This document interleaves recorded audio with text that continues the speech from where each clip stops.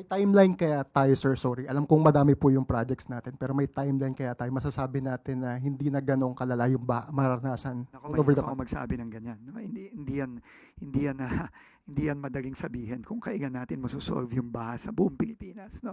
We will have to go project per project, LGU per LGU, province per province. That is what we have to do. And there is no overnight solution here. Dekada na tong problemang to na na hindi maayos yung paggagawa ng mga proyektong to. So, this will take time. Pero kailangan nga tuloy-tuloy at consistent tayo. Thank you. Kanina po sa briefing ng NDRRMC, nag-utos po ang Pangulo natin na tuloy-tuloy lang po yung ating mga ginagawang intervention sa mga area na tinamaan talaga nitong bagyo from Northern Luzon, kasama na ang Cordillera, hanggang sa Southern Luzon, lalo na sa Cavite. No? So tuloy-tuloy po tayo, yung mga tao natin on the ground, tuloy-tuloy sa ginagawa nating declogging ng mga waterways, pati na rin yung mga drainages natin. At the same time, sinisigurado lang natin na yung mga pumping stations natin, lalo na sa Metro Manila, umaandar. At kung merong mga pumalya o magkaroon ng problema, kagaya nung nangyari sa may tumana sa Marikina nung Sabado ng gabi, immediately nakadeploy po ang MMDA, pati na rin ang DPWH ng mga mobile pumping stations para siguruhin na mahigop ang tubig na nasa mga kalye para palabas sa mga waterways natin. So, tuloy-tuloy lang po tayo ngayon, mag-iikot pa rin tayo kasama ng mga iba't ibang kawani ng DPWH para masigurado na tuloy-tuloy nang bumaba ang mga tubig baha sa maraming lugar from north to southern Luzon. Siguro mag-report lang ng konti on the Ay, wala na to, no? Sorry, pasensya na po. May presentation Okay, yata okay. si... No, very quick lang. So, nasabi nga, na-report kanina, alam nyo naman, simula nitong late last year hanggang ngayon, marami tayong mga sinimulan na mga intervention sa iba't ibang areas sa Metro Manila at sa iba pang mga lugar, kasama na yung Oplan Kontrabaha na ginaunch ng ating Pangulo. And dahan-dahan nakikita natin yung mga magagandang resulta nito. No? Pero sabi nga ng Pangulo kanina, hindi nagtatapos dito to. No? Tuloy-tuloy yung interventions natin at kailangan talaga maisaayos na yung taon at dekadang ng mga hindi maayos na pagsasagawa ng mga flood mitigation interventions. No? So, 5 bagay lang ang paulit-ulit natin ginagawa sa lahat ng lugar. Number 1, yung dredging natin at cleaning ng waterways. Number 2, kagaya nung ginawa natin sa G. Araneta, yung pagpapalaki natin ng mga drainage pipes, dinodoble, tinitriple natin yan at makabago ng mga pipes ang ginagamit natin, yung tinatawag nga nilang HDPE, kung saan tatagal at mas mabilis ang agos ng tubig. Kagaya nitong sa G. Araneta, no, nakikita natin na kapansin-pansin yung hindi masyadong pagtaas ng tubig at yung mabilis na paghupa ng tubig. No, ikatlo, yung ating mga ito din, no, sa Santa Isabel, sa may Taft Avenue. Ikatlo, yung ating mga pumping stations. Alam naman natin, matagal nang rinireklamo, lalo na ng mga mayors natin sa Metro Manila, yung maraming mga pumping station na hindi gumagana. Pero ngayon, as much as possible, pinapagana natin lahat. At kung meron mga hindi gumagana o pumapalya, naglalagay tayo ng mga mobile pumps, kagaya ng ginawa natin sa Marikina at sa Las Piñas nitong weekend. And finally, no, yung paglilinis natin at tuloy-tuloy na paglilinis natin ng basura, no, na nakikipagtulungan tayo sa MMDA at sa ating mga mayors na linisin yung basura. Yun talaga, kung magagawa lang natin yun, paulit-ulit sa lahat ng lugar, tingin ko makakakita talaga tayo ng mga improvements sa iba pang mga lugar. So, tuloy-tuloy lang tayo. And ngayon, napapasok na ang 2027 budget na isusumite. Magkakaroon na tayo ng mga flood management at flood mitigation projects sa 2027 budget at nakafocus tayo dito sa mga iba't ibang interventions na ito. So, yun lang muna and magbibigyan na nga kami ng mga reports pa in the coming days. Thank you. Next presentation, Secretary Rex Gatchalian. Yeah, mabilis lang, nabasadahan na rin to. Can we move on to the first slide?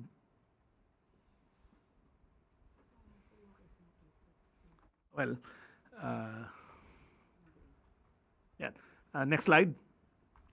So as mentioned, ito yung mga top-line data natin. We have around 2,070 barangays affected. Total numbers of affected families nationwide is at around 384,527.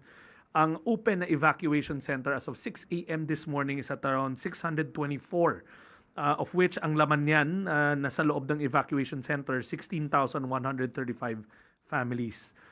We have around 11,363 families outside evacuation centers. Partial na data on damaged homes. We have 367 damaged houses. 27 of them are totally damaged. 340 are partially damaged. Now, the next slide will show you yung nabanggit na ni Yusek Claire.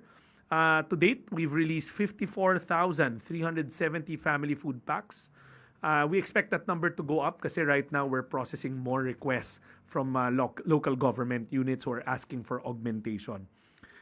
Family food packs, ready-to-eat family food packs are stands at around 2,722. And then we've already processed around close to 1 million pesos worth of financial assistance, lalong-lalo na dun sa mga namatayan because of landslides up north in Cordillera. The total cost of humanitarian assistance stands at 39.375. The next slide will show you the preparedness of the country. Lagi kasing tinatanong kung handa pa ba tayo. Right now, the national stockpile of family food packs spread across 1,000 warehouses stands at 4.980,095 family food packs nationwide. Kahapon, before the storm hit, that was around 5.1 million. So we're ready. This is the largest stockpile the country has since we started doing this system. If you can check last year, hindi ganyan kalaki yan. We keep on growing it. Alinsunod na rin sa utos ng ating Pangulo to make sure that we've pre-positioned before typhoon, earthquakes, volcano, or any type of disaster happens. Total number of non-food items, 245,474. Yan na naka-standby nationwide. Sec, you reported to us earlier yung ilang streets po sa Metro Manila na dati ay lubang binaba pero ngayon po ay mas mabilis na yung paghupa ng baha. How about, sir, sa provinces natin or countryside? May mga ganito rin bang developments? Like yung Maharlika Highway natin na kaka-undergo lang ng rehabilitation? Doon sa mga areas na inaayos na natin, merong mga improvements. Pero syempre, technically, kakaumpisa pa lang natin dito eh. No? I mean, we started maybe 6-7 months ago dito sa mga interventions natin. Pero doon sa mga inayos natin, nakakakita na tayo ng improvement, which I think is just a testament to what the President wants to happen. Na kailangan, ayusin na yung pag-implement ng mga project once and for all. Pero nag-uumpisa pa lang tayo eh. So, importante kang kailangan, tuloy-tuloy tayo, huwag tayong titigil. May timeline kaya tayo, sir, sorry. Alam kong madami po yung projects natin, pero may timeline kaya tayo. Masasabi natin na hindi na ganong kalala yung maranasan all over the Ako country. magsabi ng ganyan. No? Hindi yan madaling sabihin kung kailan natin masosolve yung baha sa buong Pilipinas. No? We will have to go project per project, LGU per LGU, province per province. That is what we have to do. And there is no overnight solution here. Dekada na itong problemang to na hindi maayos yung paggagawa ng mga proyektong to. So, this will take time. Pero kailangan nga tuloy-tuloy at consistent tayo. Thank you. Sunod na tanong mula kay Jervis Manahan, ABS-CBN.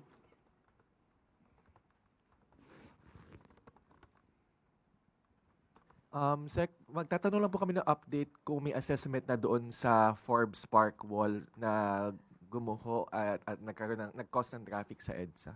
Clearly, hindi maayos yung paggagawa ng perimeter wall ng North Forbes Park. Ngayon, ang kailangan nating malaman, since matagal na yan, tingin ko medyo dekada na rin yung binibigang ng mga pader na yan, we have to find out muna, sino ba ang gumawa? Sino ba ang nagpagawa nito? No? So, that's the first step. No? In fact, nagpapatulong na rin tayo sa MMDA kasi matagal na rin nilang pinopoint out ito. No? Pero kailangan malaman natin sinong gumawa, and then we will exact accountability. Kasi hindi biro yung nangyari nung gabi ng Webes.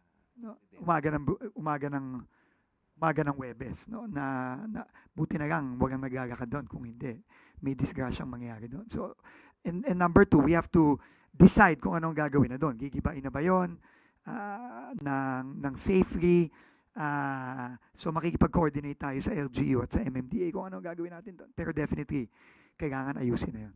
Yung remaining segments daw po kasi parang hindi na rin masyadong safe. So wala It po. looks like nung nandun kami ni General Torre nung Saturday night, talagang medyo may problema na. So, in fact, nagpapalagay na kami ng doon eh. Nagpatulong na kami sa MNDA para maglagay na ng barrier doon para wag nang daanan ng mga tao kasi delikado. Thank you, sir. Thank you. Okay, sunod na tanong mula kay Ivy Reyes, Billionaire News. Hi, Sec Vince. Kamusta na po yung flood control projects sa Bulacan, especially yung mga natenga na either ghost or substandard? Naituloy na po ba or itutuloy anytime? Yung sa Kalumpit, tinutuloy na natin. Yung sa ibang parte, like Hagono, hindi pa. Kasi nga, undergoing investigation and kasama to sa mga kasong fina-file sa Ombudsman. So, pupunta ako ng Bulacan in the next few days para i-check yung sa Kalumpit. Meron tayong 3 ongoing doon na sinasara natin sa Barangays Bulusan, Frances at Quezon. No? So, i-check natin yun. No? Sunod na tanong mula kay Mads Moratillo, Net 25. Hi, sir. Sir, sa Cavite, nung kasagsagan ng habagat, maraming lugar yung binaha. Like yung part ng Kawit, Imus, Bacoor. Matagal na po, dekada ng problema yon. May initiative na po ba yung DPWH to help para matapos na yung problema ng mga taga Cavite? Right now, mag-uumpisa pa lang tayo ng mga interventions natin sa Cavite. Ang Kawit, Noveleta, Bacoor, yan talaga ang catch basin na pinupuntahan ng daloy ng tubig mula sa mga bundok ng Cavite. No? So, kailangan talaga makapag-intervene na tayo dyan. Pero sa ngayon, kailangan mag-uumpisa pa lang tayo. No? Matagal na talagang problema yan. Eh. So, sir, may talks na ba with the LGU? Meron na. No, meron na. Kanina kakausap ko lang si Secretary John Vic na matagal ng gobernador dyan. Talagang kailangan nating pigilan ng pagbaba ng tubig o kontrolin ng pagbaba ng tubig galing sa bundok. No, galing sa mga bundok sa Ternate, galing sa mga bundok hanggang sa Tagaytay, no. So kasi diyan talaga lahat ng bagsak ng tubig. Tapos ang problema, coastal pa 'yan. So both tubig galing sa bundok, tubig galing sa dagat ang kailangan kontrolin natin diyan. So hindi madali ang solusyon talaga diyan. Possible ba, sir, next year makakasama siya? Hindi. Meron na tayong mga intervention na sisimulan for 2027, pero kailangan talaga masimulan na yung interventions natin sa bundok pa lang mismo. Kasi mahirap pagka bumagsak na yung tubig, too late na. Kailangan sa bundok pa lang nasasalunan natin. Government going to do an audit kung alin yung mga nag-work, alin yung mga palpak, and the second part of that question is, are we going to hold local government officials accountable? Una, yung audit tuloy-tuloy naman yan. No? Yung pag-assess natin tuloy-tuloy. Pero kailangan sabayan din natin ng mga pagsasaayos. No? I think that is the most critical. Kasi kung hindi, every time na umulan at bumagyo, nandito tayo. So we have to really correct what has been. Kung may makita tayong kamalian, kakulangan, kailangan ayusin natin, kailangan i-correct natin. Ngayon, yung accountability ng local government units, again, that needs to be left up to our law enforcement agencies. No? To me, ang nakita ko lang is kapag ang local government tsaka ang national government nagtutulungan, nag-uusap, nagko-coordinate, maayos yung nangyayari. Makikita natin yan ngayon, halimbawa, sa Navotas, no? Kapansin-pansin na halos hindi nagbaha sa Navotas ngayon despite the heavy rains. And yet, in previous years, Navotas ang talagang binaba kasi hindi lang yung ulan yan, yung tubig dagat na pumapasok sa loob ng Navotas. Pero dahil sa pagtutulungan namin ni Mayor John Ray at ni Kong Toby Chanco these past few months, na sara natin yung mga gaps, napagana natin yung mga floodgates tsaka yung mga pumping stations, kita kagad ng mga taga-Navotas ang epekto nun. So, importante lang yun. No? So, yung accountability, we will have to leave that up to the Ombudsman. Sir, and to the may DOJ. patanong lang po sa kasama ko. May matagal ng push to build the spillway ng Laguna de Bay to Manila Bay. Bakit daw po hindi pa ito nasisimulan? Or what's getting in the way of that? Alam ko, dinidiscuss pa yan with the affected municipalities and LGUs. No, kasi yan, mahaba ang dadaanan yan from I think dadaan yan ng Muntinlupa, Parañaque, some parts of Cavite, dire-diretso na yan papuntang Manila Bay. No? So, I think that is the issue there. No? There's some question from local government units. But this is something that's important, but this is something that we will need the cooperation of the local government units.